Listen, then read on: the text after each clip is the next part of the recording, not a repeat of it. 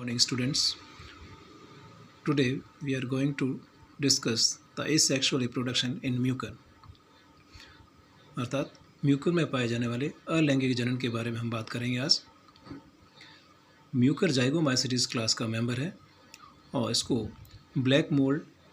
और bread mould के नाम से भी जाना जाता है। यह एक ऑब्लिगेट सेप्रोफाइट है अर्थात यह जो है केवल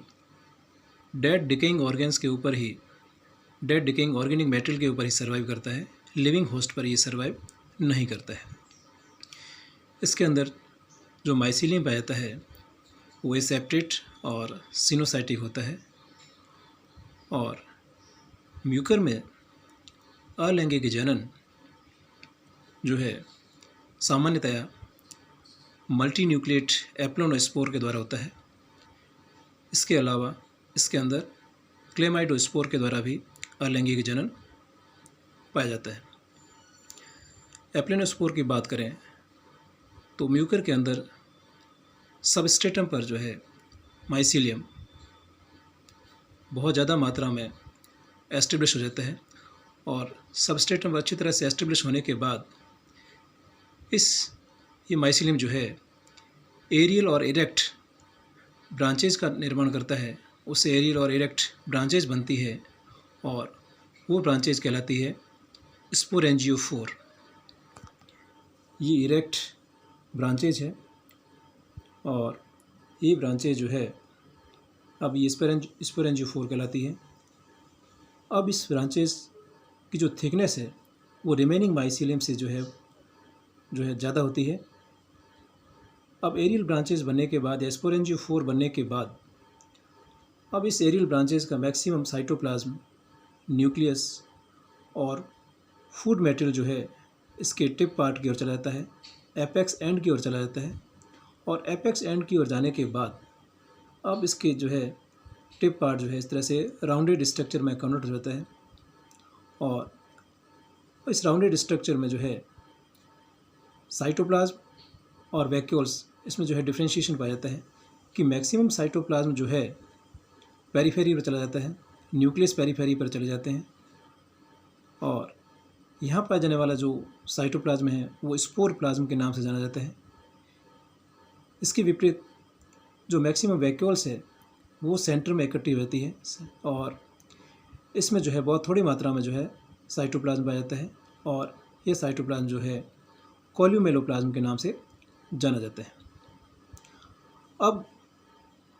कोल्यूमेलोप्लाज्म में जो वैक्यूल्स पाई जाती है वो वैक्यूल्स जो है इकट्ठी होती है और बड़ी वैक्यूल्स का निर्माण करती है और बड़ी वैक्यूल्स इस तरह से अरेंज होती है कि जो है ये सेंट्रल पोर्शन जो है एक डोम शेप्ड स्ट्रक्चर में कन्वर्ट हो जाता है। इस तरह से ये डोम शेप्ड स्ट्रक्चर में कन्वर्ट हो गया और यह स्ट्रक्चर एक सेप्टा के द्वारा जैसे क्लेफ्ट कहते हैं इसके द्वारा स्पोरोप्लाज्म से सेपरेट रहती है। अब स्पोरोप्लाज्म के अंदर जो न्यूक्लियस है वो न्यूक्लियस इसके अंदर जो है माइटोटिक डिवीजन होते हैं और इसके अंदर न्यूक्लियस की संख्या बढ़ जाती है और बहुत ज़्यादा मात्रा में न्यूक्लियस बनने के बाद में अब इस न्यूक्लियस के चारों ओर साइटोप्लाज्म की कवरिंग हो जाती है और कवरिंग होने के बाद में जो है यूनिन्यूक्लिएट और मल्टी न्यूक्लिएट सेगमेंट बन जाते हैं और वो सेगमेंट जो है स्पोर कहलाते हैं। तो इस तरह से जो है इसके अंदर जो स्पोरेंजियम पार्ट जो है जिसके अंदर स्पोर बनने होते हैं बहुत सारे जो है यूनिन्यूक्लिएट और मल्टी न्यूक्लिएट सेगमेंट जो स्पोर है वो बन जाते हैं और ये स्पोर पूरी तरह से जो है इस स्पोरेंजियम पार्ट में भर जाते हैं और बहुत सारे स्पोरेंजियम बनने के बाद में अब जो है स्पोरेंजियम वॉल जो है रप्चर्ड हो जाती है और रप्चर्ड होने के बाद में अब जो है ये स्पोर जो है यहाँ से रिलीज हो जाते हैं, फ्री हो जाते हैं। एक जो है यहाँ से पूरी वॉल रप्चर्ड होती है लेकिन कॉलर का पोर्शन जो होता है कोल्यूमेला और स्पोरेंजियम जहाँ पर अटैच रहती है उस कॉलर पोर्शन को छोड़ करके बाकी सब जगह से जो है ये पूरी तरह से सेपरेट हो जाती है कोल्यूमेला से। अब ये स्पोर यहाँ से फ्री हो गए और ये जो स्पोर है वो यूनिसेलुलर है, थिन वॉल्ड है और स्मूथ है। और ये स्पोर जो है आगे चल कर के जर्मिनेट होते हैं और जर्म ट्यूब का निर्माण करते हैं, और ये जर्म ट्यूब जो है बनती है और वापस ये जर्म ट्यूब आगे चल कर के एक ब्रांच्ड,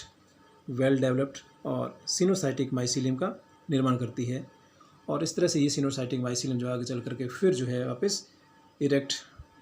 और एरियल ब्रांचेज स्पोरेंजियोफोर और स्पोरेंजियम का निर्माण करता है। तो इस तरह से म्यूकर के अंदर जो है non motile multi nucleate aplanospore के द्वारा एसेक्सुअल रिप्रोडक्शन पाया जाता है। एप्लेनोस्पोर के अलावा म्यूकर के अंदर क्लेमाइडोस्पोर के द्वारा जर्मिनेशन भी जो है रिप्रोडक्शन होता है, और लेकिन क्लेमाइडोस्पोर के द्वारा जो रिप्रोडक्शन होता है वो सामान्य परिस्थितियों में नहीं पाया जाता है, बल्कि